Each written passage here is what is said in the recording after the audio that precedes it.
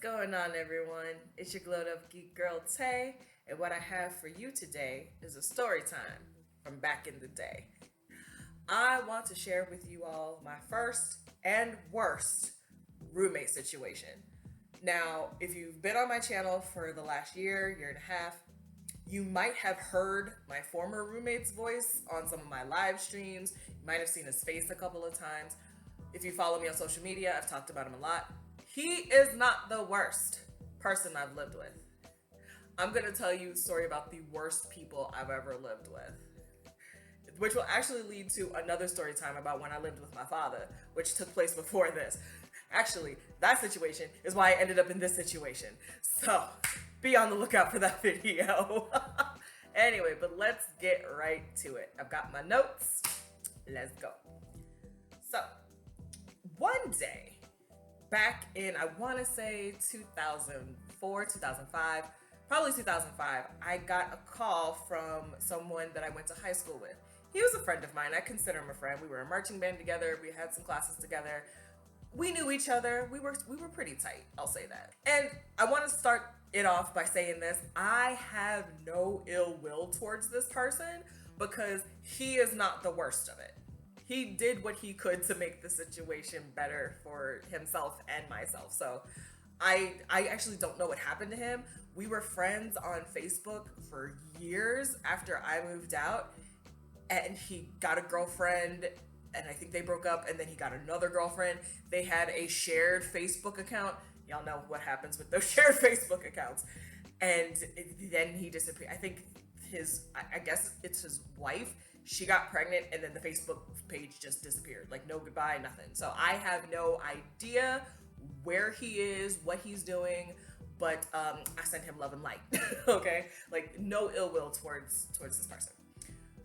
But back when I was 23 years old, I had gotten a call from this former high school friend, and he was like, hey, first of all, I was like, how'd you get my number?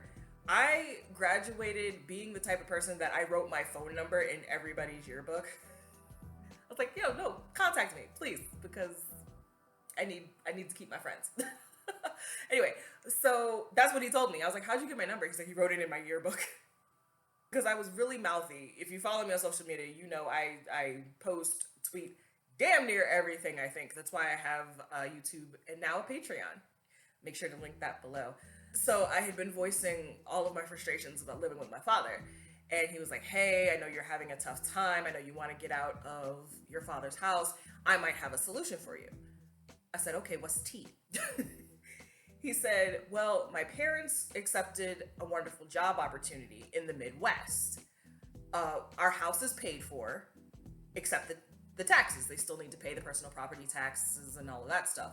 What they agreed to let me and my brother do is have a couple of people move in to help pay rent, and the rent will go towards the taxes. I was like, oh, okay, that don't sound too bad. Now, I had not met this person's brother. He was younger than myself and my friend, so we didn't run in the same circles. Actually, I think he was a couple of grades behind us, so I knew his name, but I never really interacted with him. Still didn't interact with him when I lived in the house, and you're about to find out why. We met up, I think we went to lunch, or what could be considered a date, because we went to a movie, he did pay.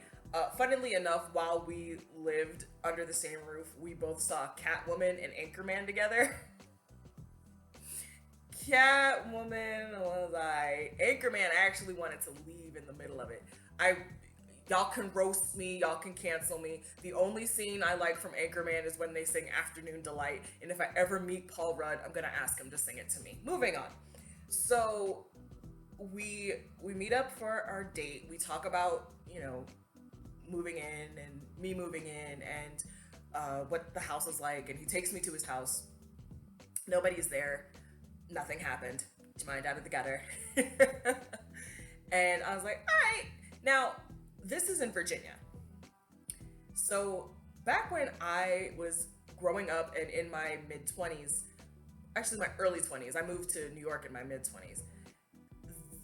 The area that I lived in, Woodbridge, was just beginning to be urbanized. Like, I don't recognize it.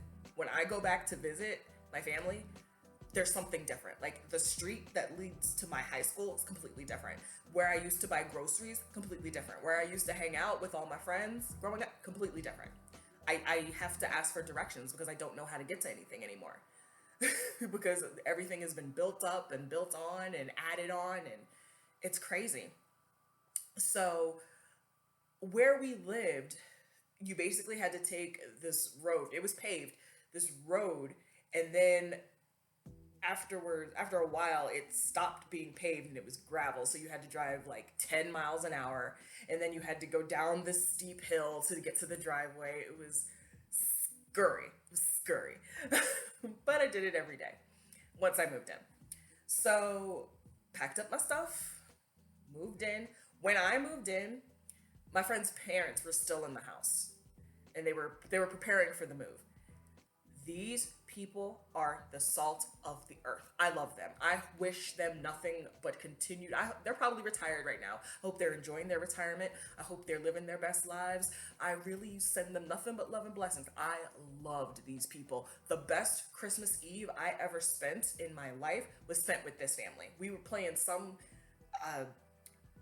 God, I don't know, board game, card game.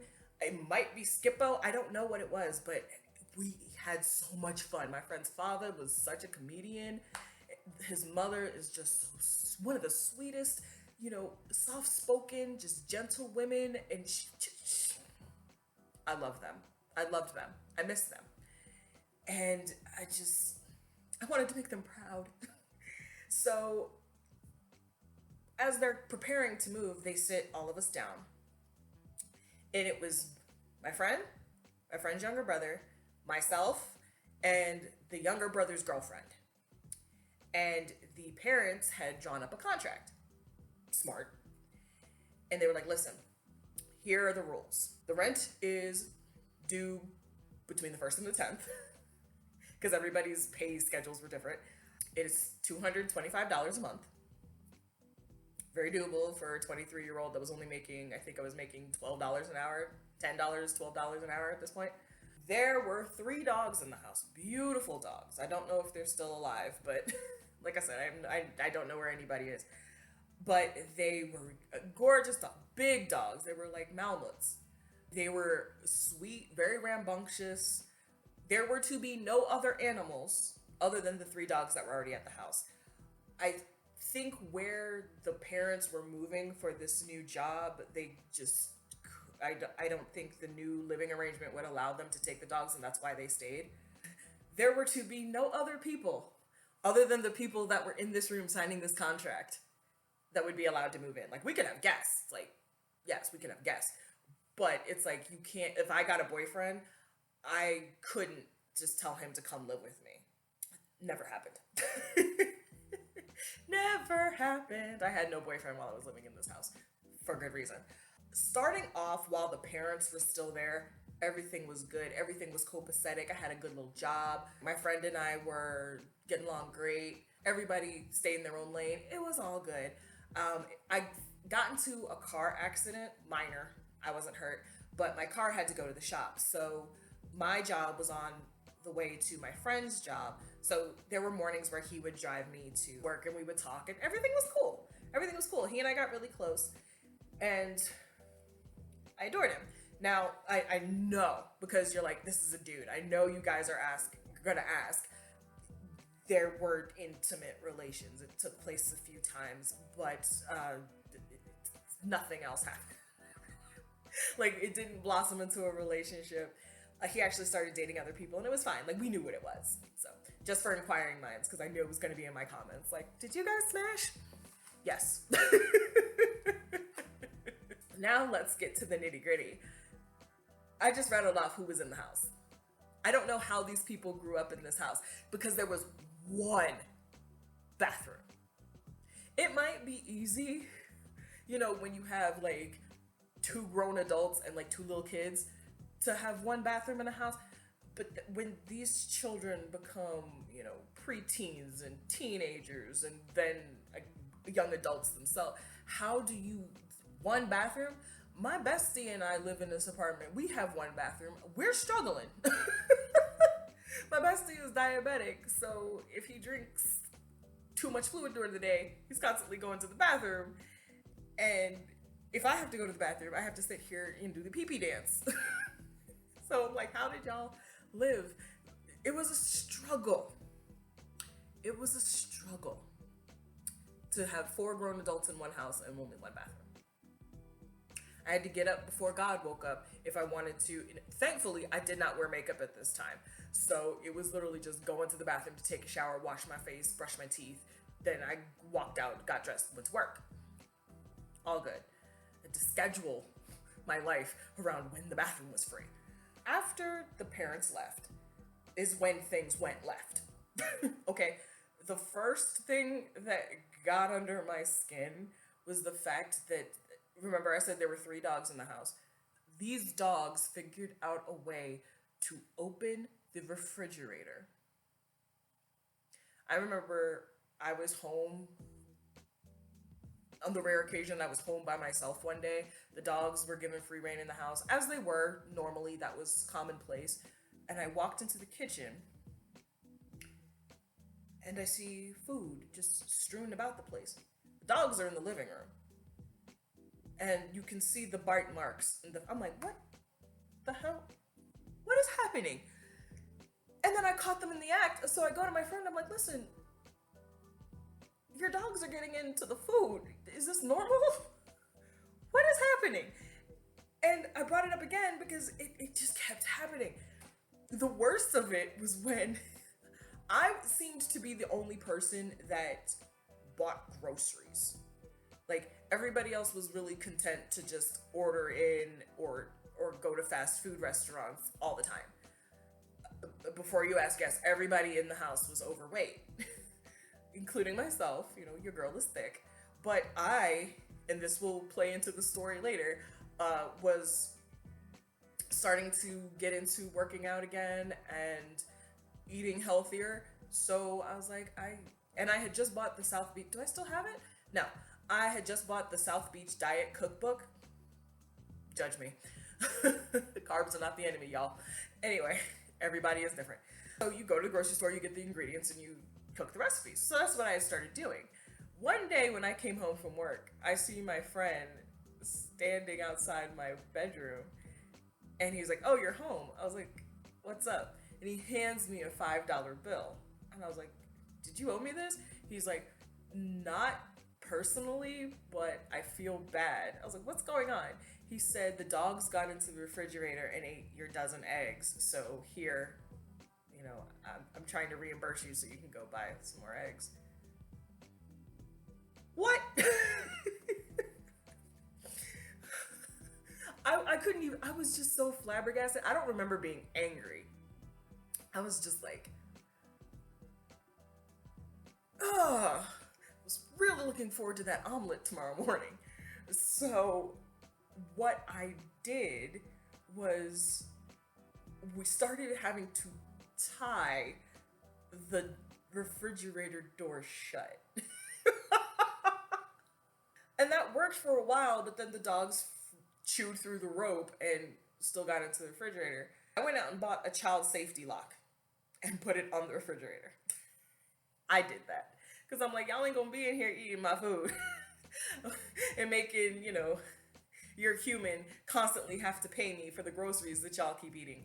And I think after the child safety lock, because the parents were like, you know, that's a little extreme. I'm like, them eating my food day in and day out is a little extreme, okay? So I think what the compromise we came to was that the dogs were to stay outside unless there was inclement weather.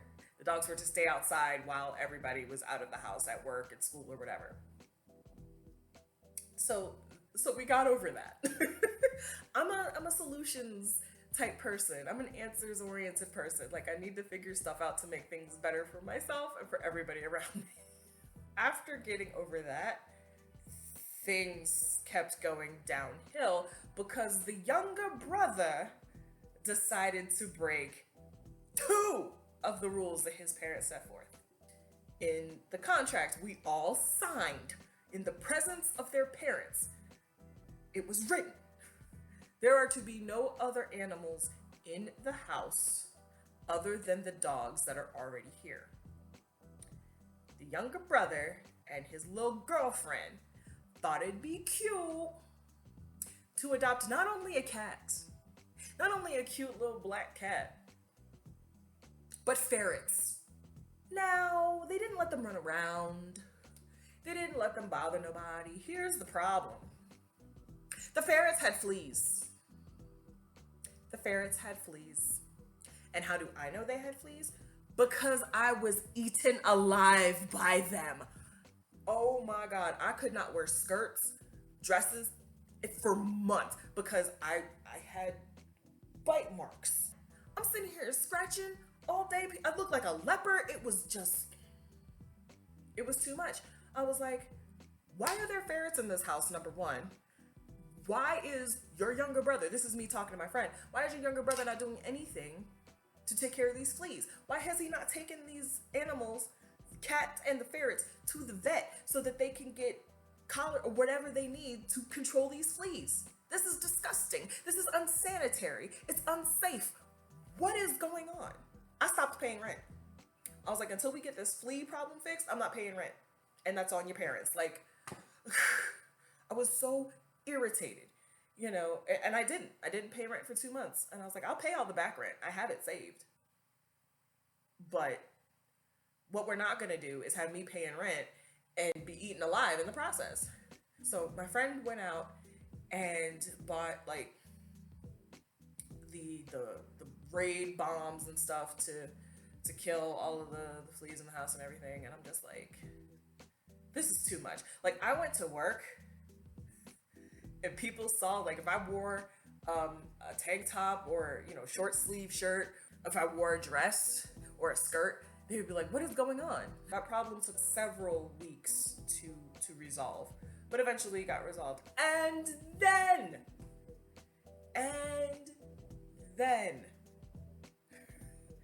the younger brother decided to let his friend and his friend's girlfriend move in. So we now have a total of 6 grown adults in this little house, 1 bathroom.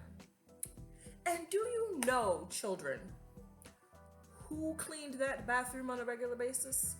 Your girl. I was the only one that cleaned that bathroom. I would go in there, there'd be dog hair, just filth. And I was the only one that cleaned it. I'm like, why do you all not have any initiative to keep? What is happening? It was too much. It was too much. So going back to South Beach diet and me being the only one that bought groceries, there was a recipe that I loved from this cookbook for breakfast. It was a breakfast frittata, a vegetarian frittata. This was actually my first time seriously buying ingredients, following a recipe, and cooking for myself. I was very proud of that frittata. It was delicious. It was delicious. And so your girl sits the frittata, still warm frittata, on the stove. And this was probably my mistake. Set it on the stove, went to do something. I think I went to run an errand. Wasn't gone longer than 30, 45 minutes. Came back. The rest of the frittata was gone. I had only had 1 piece. Who was in the house? Younger brother's girlfriend and the friend's girlfriend. Now remember, I was like, these women thought that food was just out there for them and ate the rest of the frittata. Now, in my early 20s, I was not a woman who liked confrontation. I didn't say anything. I wanted to go all the way off, but really, what would that have solved? I didn't want to talk to these women at all. And my friend complained about them too. He was like, they're over here deep frying Pop-Tarts. He was like, Pop-Tarts are already bad enough and you feel the need to deep fry them? I'm like, that is a whole nother level. Okay, but you ate my frittata. didn't leave a note saying, hey, we were really hungry, we didn't see anything in the house to eat, and we didn't have any money to order out, so we ate that. Didn't offer to nothing, just ate my frittata. It was too much because these women would be in this kitchen day in and day out and would not wash a dish. They would be in the house day in and day out, not a floor was swept. Like I said, I was the only one that cleaned the bathroom. I'm like, what do y'all do all day? What is happening? It was so bad. It was so bad. I had to get out. But now I can tell you the funny stories that happened while I was living there. Okay. So, my friend, I don't know if he still has this preference, but he. Actually, let me start with this one first. My friend fell for MLMs. He tried to get me involved in the MLM that he was involved in. Y'all know it as Amway. They rebranded. At the time, this is back in 2005, it was Quickstar. You can make income while you sleep and you can stay home with your kids and all of that propaganda. And my friend really fell for it. Like, he had a laptop and it had a little tag that said freedom on the back, because that's what these people preach. It's like, it gives you freedom. You actually can, do the things you want to do in life and you can afford these things. And I'm just like, okay. So I fell for it for a second. Like, I started buying products through my friend to help him out. But then when he kept trying to get me to join, I was like, you know what? You're about to ruin our friendship if you don't back off me with this. I don't want to do it. There's just something off about it to me. No. Knowing what I know now, I'm glad I said no. Those shakes were nasty. I did buy the weight loss supplements and stuff from them, and I was like, this was a waste of money because this stuff is gross. This shit is gross. Didn't even finish it. But it was like, yeah, it was constant. So the really funny thing about this was, one day we were driving. Like I said, I got into a car accident, so he helped me out by driving me to work. And he was playing a song. Now, if you know anything about MLMs, you know that all of them have that tier system. They're like, you start down here, you're rust. you move to this next level, you're dirt. You step to this next level, you're rock, and then you're quartz, and then you're this, and you're diamond, you're a topaz, you're basically Steven Universe and the crystal gems. But the highest level that you could reach was diamond, if I'm remembering correctly. And so these people had a song called I'm Going Diamond, talking about, their motivation for being in the business, and, their goal is to reach diamond status. I'm gonna sing a little bit for you, and I want you to tell me in the comments where you may have heard this song. I'm going diamond, I'm not gonna give up, I'm not gonna stop. When I tell you I was driving in the car listening to this song like this, with my face like this. What is this? I let the song play and he looked at me like I had never seen a person so proud. And he was like, so what'd you think of the song? I was like, it was better when Destiny's Child did it. He was like, wait, Destiny's Child has a song about going diamond? I'm like, no, fool. They have a song called Survivor. These people took their song and did basically a parody of it. So I had to play Survivor for him. He's like, oh, I didn't know that. So I was just sitting here like, you really thought you did something with this, didn't you? Oh, but this has to be the funniest story. Okay. Get you a drink, get you a snack. Not because it's long, but you're going to enjoy this. I want you to enjoy this. So, as I started saying before, my friend had a preference for younger women. I don't mean like minors. I mean, we were in our early 20s. He dated women who were 18, 19. There was one girl, I'm laughing just remembering. Oh, there were two instances with this girl that are just hilarious to me. So I was coming home from buying groceries. I was dressed in my work clothes, okay? So business casual, cute little button up, cute little slacks, my flats. I had relaxed hair at this point, wasn't into wigs just yet. Wigs didn't come till I was in New York. Wore no makeup at this time, but I knew how to accessorize. So I still looked cute. I was still cute. I saw her and my friend sitting in my friend's car, and I waved because I'm a friendly individual. I'm like, hey. Parked my car in my space, got my groceries out, and went into the house. Now I look back and I see them still sitting in his car, and they look like they're arguing. And she looks at me, and I see her mouth the words, "She lives here?"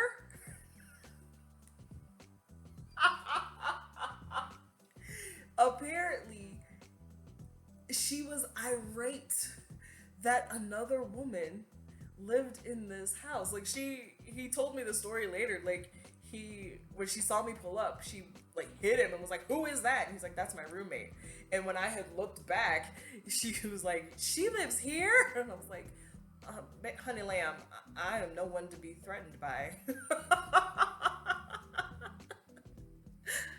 Yes, we smashed, but I don't want him. You're good. So later that night, okay, first I have to paint the picture for you. Now, I lived in this house. I think it was like a 3-bedroom house. And there was a basement that was mostly finished. My friend lived in the basement. He moved into the basement when his parents left. I took what I think was his old room. And his brother stayed in what was his room? Or no, he took the parents' bedroom. So the way it was set up is that my vent was my bedroom was right over the basement. I didn't have a bed. I had an air mattress that I slept on until my mother bought a Tempur-Pedic that she just couldn't stand. And so I got the Tempur-Pedic until I moved out here to California and bought a better mattress. Because the Tempur-Pedic, it was on its last legs. It was on its last legs. So I was sleeping on this air mattress, and the way that I had the bed set up was that it was right next to the vent. So anything that happened in the basement, the sound would travel up and be right next to my ear, basically. So I could hear all of the goings on. Now, I didn't hear them having relations. I did not. I heard the conversation that took place after this.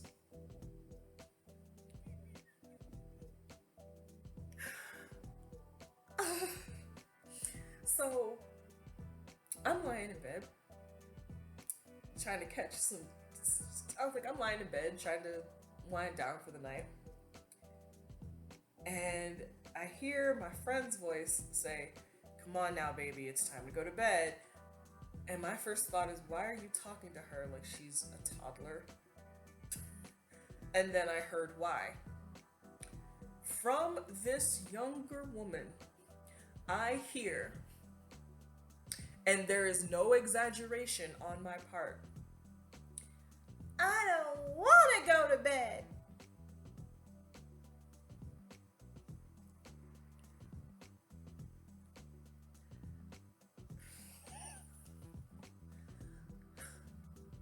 But I don't want to go to bed. Ma'am? What? Okay. I would be lying if I said that from time to time I don't speak in a younger voice. When I'm trying to be silly or when I've been drinking. My bestie and I have a name for my 5-year-old voice. We call that Desi. My middle name is Desiree. So we call that Desi. Why are you in normal conversation talking to the man that just blew your back out like that. Like this wasn't even some sort of DDLG relationship. This was him basically saying, "Come on now, baby, it's time to go to sleep." But I don't want. I covered my mouth so if I could hear them, I know they could hear me. So I wasn't trying to let them hear me laughing my ass off at them. But you better believe the next morning I was like, "Are you serious, sir? That's what you brought?" I know you said you like younger women, but do you have to be with women who sound like 12-year-olds? The only time a woman is allowed to sound that young is when she's Jennifer Tilly. She didn't last long. I think after that, I maybe saw her one more time and then that was it. That was my first and worst roommate situation. The fleas were the worst part, and these dirty ass people were, every other situation that came after that, I hold up to that. And I'm just like, you know what? At least it's not that. At least I'm not dealing with fleas. At least I'm not dealing with disgusting people. At least I'm not dealing with people who bring home women that are legally adults that talk like they're 12. So that is gonna be it. I hope you enjoyed this little video today. Be sure to like, comment, and subscribe. All of those good things. Leave a comment. Let's talk. I want to know your thoughts. Tell me some of your worst roommate stories. And if you've never had to live with a roommate, feel blessed. Oh, thank you so much for joining me today. I know there is so much going on in the world. So I'm grateful that you took some time to chill out with your glowed up geek girl. Later.